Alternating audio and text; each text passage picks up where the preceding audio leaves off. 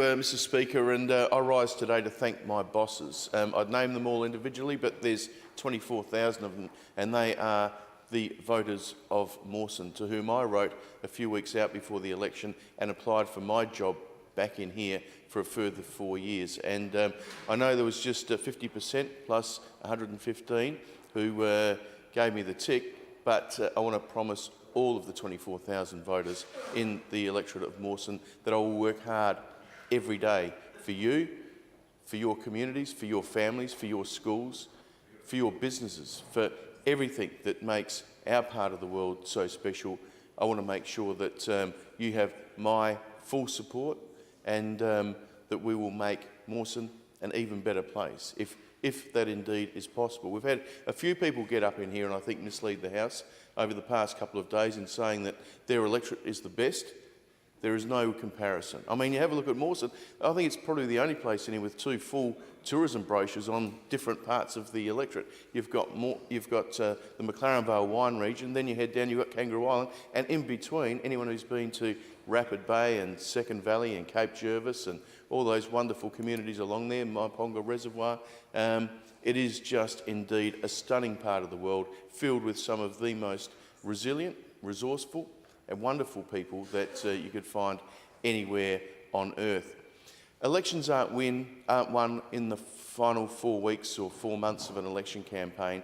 They're won over doing the right thing for 4 years and by getting wins for the local community. And it's something that I'm very proud to have done. I've, I guess, nagged and annoyed a lot of my colleagues in government, and I'll give a promise to those opposite that I'll work with you. But we want to see some results as well. So we've got some unfinished business there, some commitments that our government made that we'd love to work with you to make sure that those are carried out in the electorate of Mawson, because the people of Mawson indeed deserve those wonderful pieces of infrastructure and services down our way. I want to pay tribute to our former Premier, the member for Cheltenham, to our former Treasurer, the member for West Torrens, and our former Education Minister, member for Port Adelaide, and the member for Lee, who in his role as Minister for Transport and Infrastructure delivered so much for our area. One of the good things about applying for the job was that I got to sit down and, as you do when you apply for a job, put some of your results down and put little ticks next to them and just explain to people what it is that you've achieved for the local area. The Southern Expressway, that duplication to fix the Liberals one-way expressway was a huge win for our local area. $435 million to duplicate Main South Road from Seaford to Sellex. That was announced in last year's budget and in the mid-year budget review, and I look forward to working with the new Minister for Transport and Infrastructure to ensure that that's done and that we listen to the local people down there who have their own ideas about how that could work.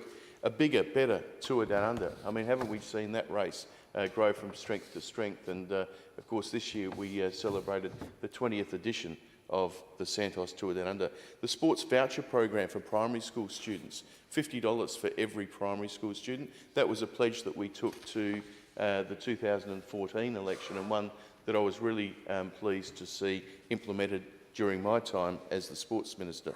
We saved Bowring Hill from housing development, and that was done back in my first term, up in the lead up to 2010. And in this term, most recently, we had a bit of a battle down there with some people who wanted to build a dam right next door to the Boyds, and we stood up for them, because that's what I like to do, and that is to go out there, stand up for the community, but also stand up for the individual where their neighbourhood is going to be changed irreparably. Keeping South Australia GM free. Now, we heard the member for Newland, and I respect his point of view from a scientific background, but I've been overseas on these trade missions, and one of the great selling points that we have is that South Australia is the only mainland jurisdiction in Australia that's GM free, which is phylloxera free, and which is fruit fly free.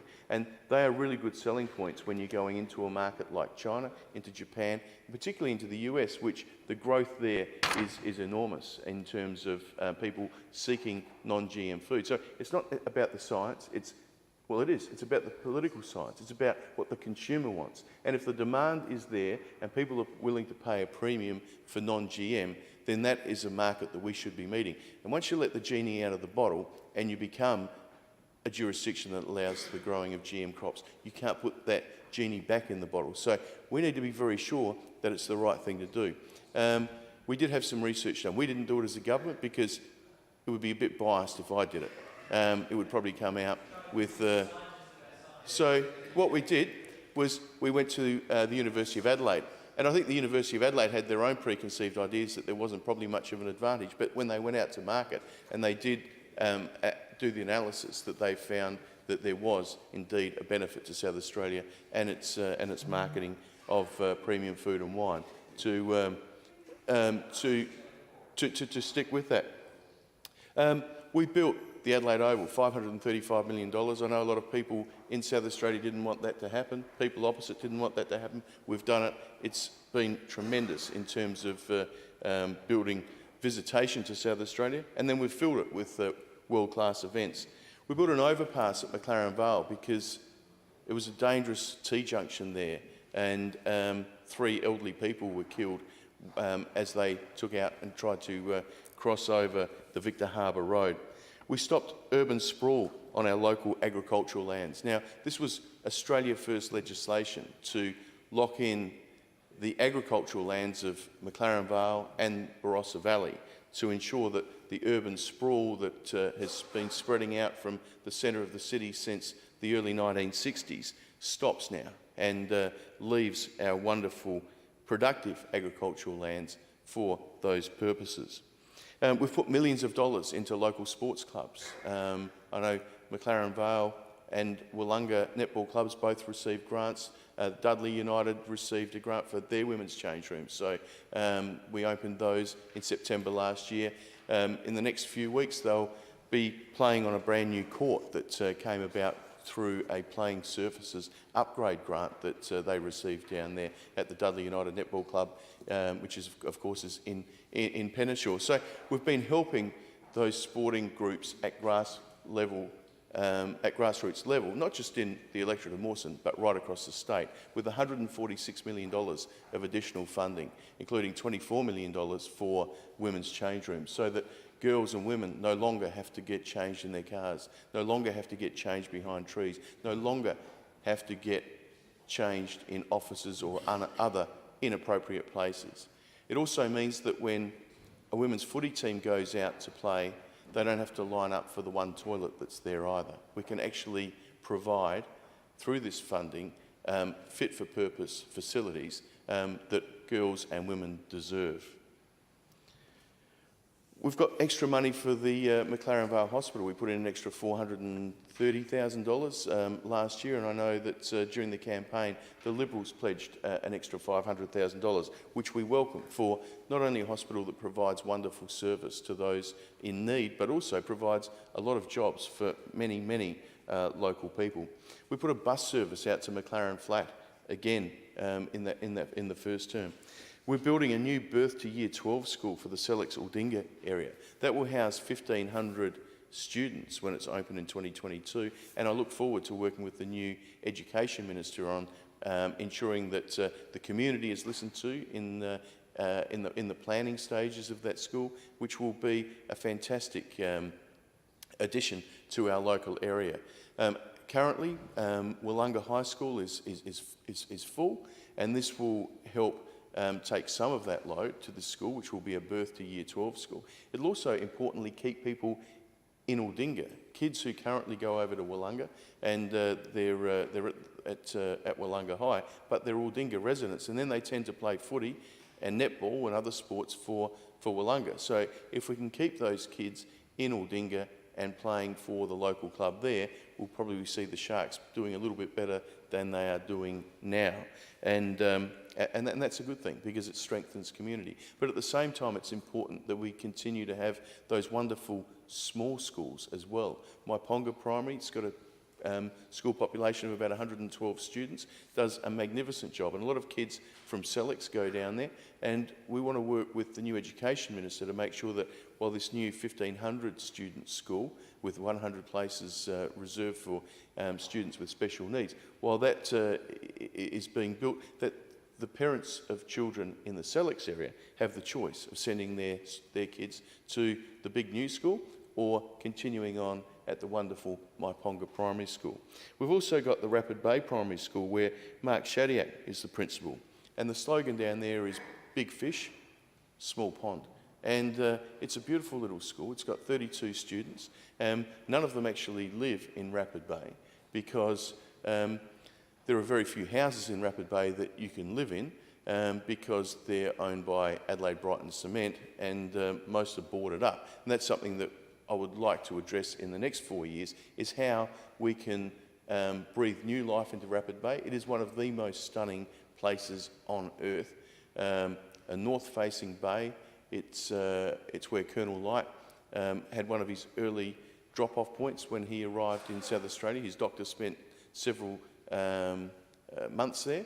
The first Europeans in the colony were born in Rapid Bay, and so it's an important historical place. But at the moment, it's got a lot of rusting old equipment up on a disused quarry.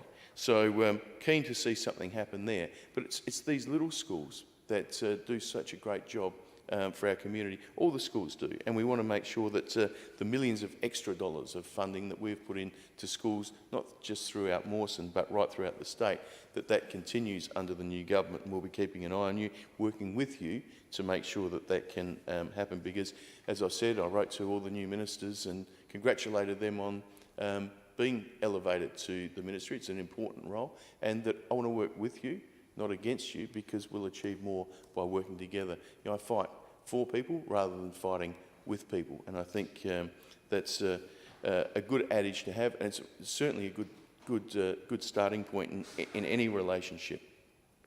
The Seaford Rail Line extension and electrification, that was a great win for our local area. We'd like to see it go further. We'd like to see it go to Aldinga, and that's where most people in our community are at in their thinking, but they're also aware of the financial restraints that our government and the new government is under as well. We'll need some federal funding for that project to go ahead. We've paid for the new duplication of Main South Road from Seaford down to Sellex. We're building the new school, so we've ticked 2 of the 3 big priorities for that part of the world, for the Aldinga, Sellex, Maiponga area. But if we can get that rail line extended down to Aldinga, it will be a huge achievement, and one that will be welcomed by our local community, as was the Seaford Rail extension, which was part funded by the federal government and the state government. So we'll watch this space, and that's certainly a project that I've got on my wish list for the next 4 years. We've been helping create jobs and business growth through tourism and export promotion, and you know, I know we hear people on the other side say that the days of picking winners is over, and that's not something that your government has on its agenda. But just please have a look at some of the results and talk to some of the people that have received government assistance over the years. I mean, I've spoken in here before about how the banks have turned their backs on regional South Australia. So if the bank's not there loaning the money or seeing that country South Australia is too much of a risk, then there is a role for governments. There is a role for governments to step in and help out, and that might be, you know, giving the money that is the seed money there, the money that can help provide the deposit for someone to kick off a really big development. If we look at Seppeltsfield, what a fantastic addition that's been to the Barossa. They got 2 or 3 grants from the old federal TQual tourism grants. If we look at Darrenburg, the Cube, it's an amazing piece of architecture in McLaren Vale. That family, which is, you know, now what, a 105-year-old business, that family headed by Darry Osborne and his son Chester, they invested $13 million. They got $2 million worth of government money, but that was to ensure that there were 58 jobs created there. And Chester tells me every time that, you know, they are watching the number of jobs that they have, because that's what that $2 million was there for. That wasn't a grant necessarily while the cheque was written out to Darrenburg to build the Cube. That was money, taxpayers' money, that went to an entire region, which went to an entire industry. And we have 18 wonderful wine regions throughout South Australia. If we go up to the member for Chafee's electorate, and we look at the 23rd Street Distillery, they received some funding for their redevelopment of the old Romano site. Now, people can argue, well, they were always going to do that perhaps, but we gave them the money that then allowed them to, instead of bulldozing that important site, to keep that site and improve it, because that was so much part of Renmark's history and employment in that area. So it gave new life to an old business and that had sat, or a business site which has sat derelict for so many years. So I congratulate all of those people in the private sector who are out there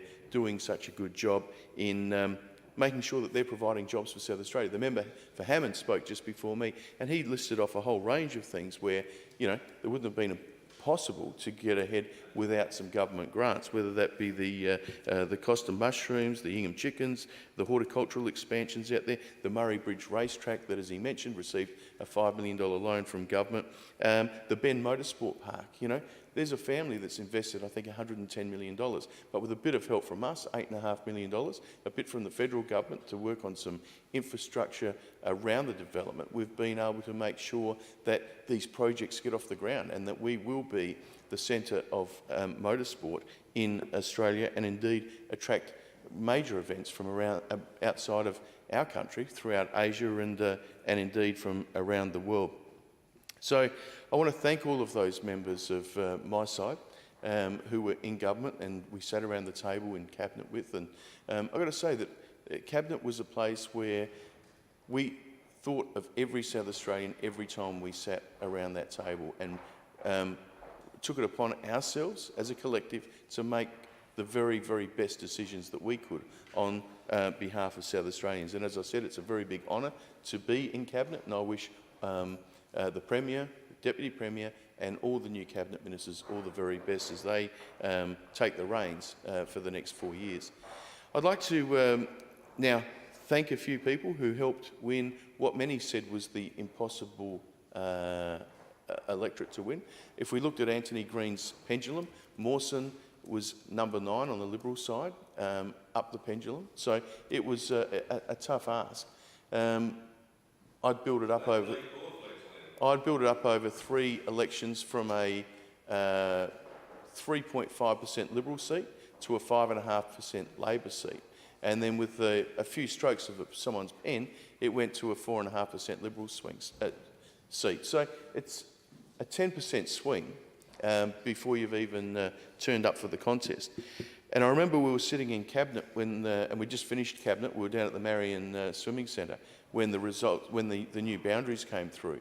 And the member for Cheltenham, the then Premier at the time, Joe Weatherall, showed me the results. He goes, well, it looks pretty bad for you. And I looked at his phone and the details there. I said, doesn't look that bad. I said, I've picked up Coastline for the first time. I've picked up an island. I've picked up 3 breweries, at least 2 distilleries. And I reckon there's probably about 9 new pubs and about 20 new bakeries. I said, where's the downside of that?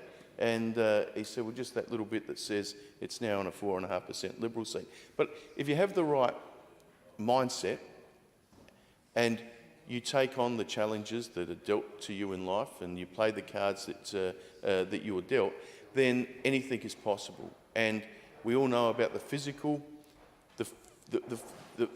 needs of an election campaign, but a lot of this is mental as well. And you've got to have a winning mentality. You've actually got to be able to visualise what you have to do to make sure that on election day you finish up with more votes than the other person. Now, I'm not about to give a lesson to the other side and all the things to do, but when you start from a deficit of 4.5%, it's a pretty big handicap. You know, when you can sort of see the other fellows in the race further up the line than you, and you've got to make up that 4.5% before you draw even with them, let alone get ahead.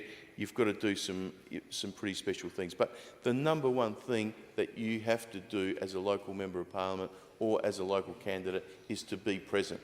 It is to be a part of your community. It is to be of the people, for the people. And that means a 7-day-a-week commitment. That means working nights. That means being out there, being available to people. And when there's only one of you, you need to have a strong team around you. And I was very fortunate to have Jazz and Della, and then Callum, who came on in February as trainee in my office, running a fantastic electorate office.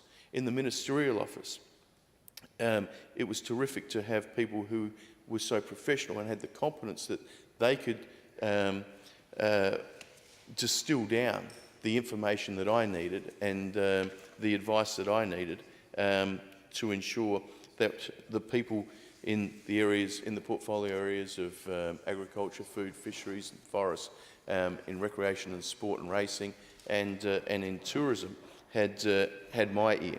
So to those advisors and chiefs of staff who I had not just during this campaign but over the 5 years, I want to say a massive thank you to you as well.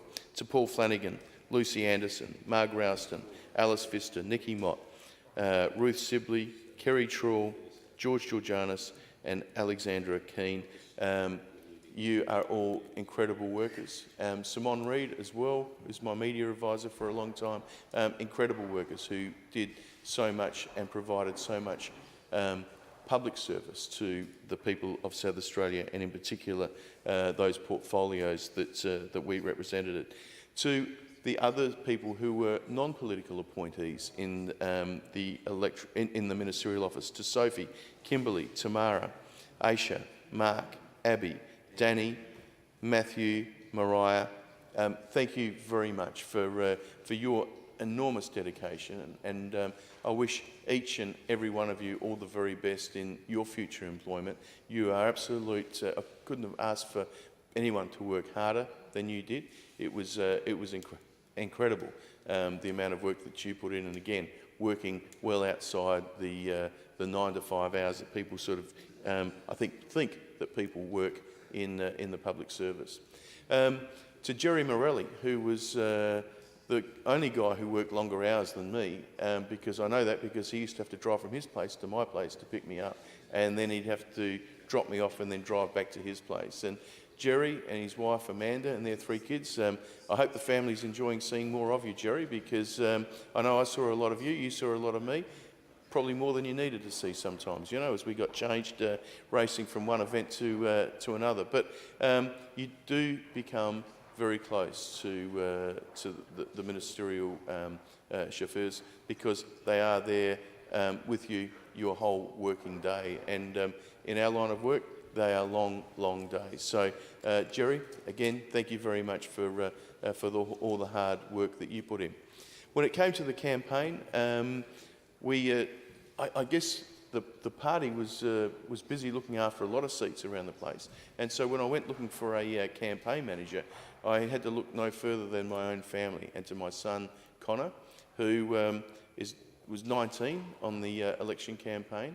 He'd studied politics at school and he's doing economics and international studies at uni. He's off to China again tonight for his 3rd trip over there and studying Mandarin. But he's been around election campaigns since he was 6 years old.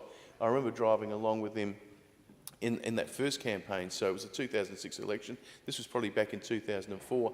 And I said, well, we should call in here to Old Noarlunga. And he goes, but Old Noarlunga's not in the electorate, Dad. I'll go, and he's 6.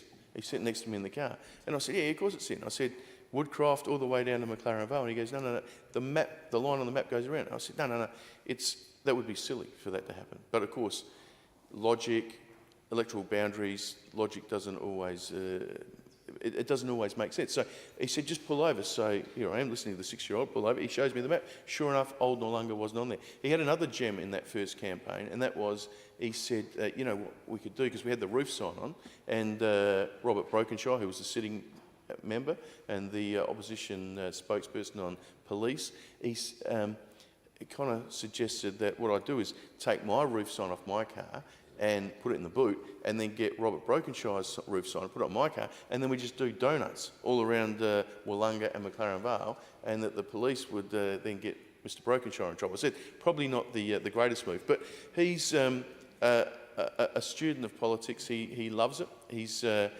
little Rain Man-ish when it comes to knowing all the stats of the electorate, and he was just an absolute joy to hang out with. He always is, but to have Connor there with me side by side, doing planning, doing organisational work, and also doing that physical work of putting up election posters along with all of our volunteers was something that I really, really enjoyed.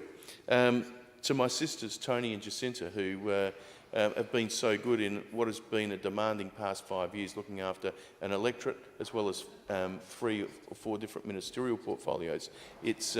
They've really taken the load with Mum, and I appreciate Jacinta and Tony's great work that they've done. And now that I've got a little bit more time on my hands, the first thing I did was took Mum out to lunch, and we're spending a lot more time together. And we'll all be together on Sunday for Mother's Day, and I wish Mum and all the mums out there, and not just in my electorate but everywhere, a very happy Mother's Day for this coming Sunday. But and Mum, we put her to work as well. She was licking stamps, or putting stamps on envelopes, and she was also handing out shopping bags in the shopping centre to people whether they wanted them or not. Mum was very proud to give her son's bags out to those people down in the shopping centre. To a long list of volunteers, thank you again from the bottom of my heart. People who are members of the Labor Party, people who don't even vote Labor, but they've come to help me out. I want to thank all of those people. To Leo Sexton and his wife Maria over on Kangaroo Island. Graham Spry spent his 70th birthday sitting in my campaign office, taking queries from constituents. Gethin Cray, probably the only Academy Award nominee who was handing out how-to-vote cards anywhere during the state election. He was on the Kingscote booth, does a great job running the community radio station over there.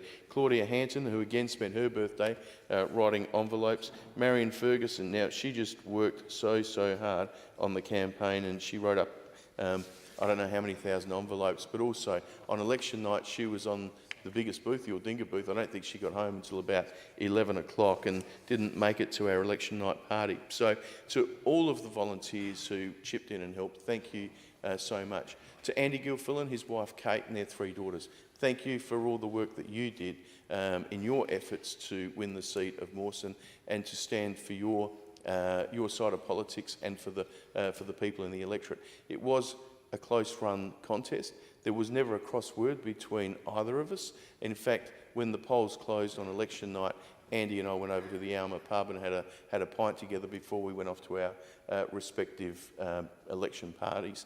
And that's what it should be all about.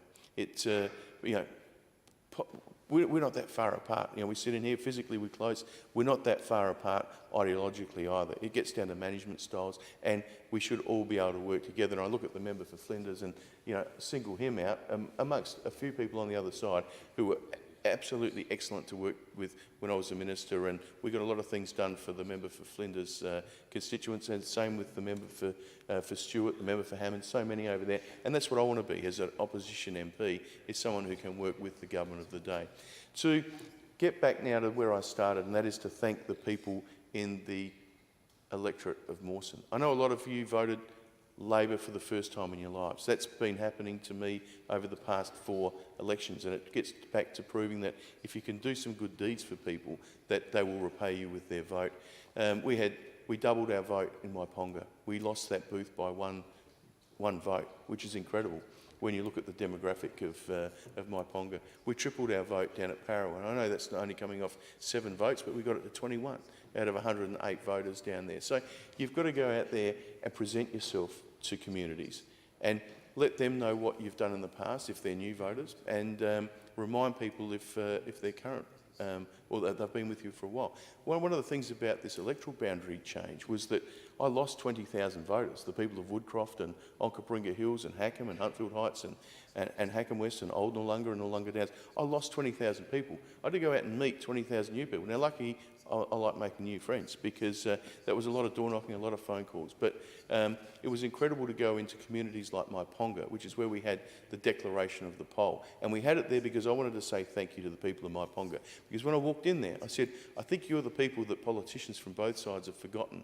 for 160 years. And that's going to change. And they did tell me what it was they wanted. We did look after a lot of the needs of the people down in Maiponga, and we'll continue to work with those people, just like we'll work with the people in American River and in Penishaw and Pandana and Kingscote and Cape Jervis and Inman Valley and Parawa and Selix and Aldinga, McLaren Vale, McLaren Flat and Wollonga, the only parts that I kept in the redistribution.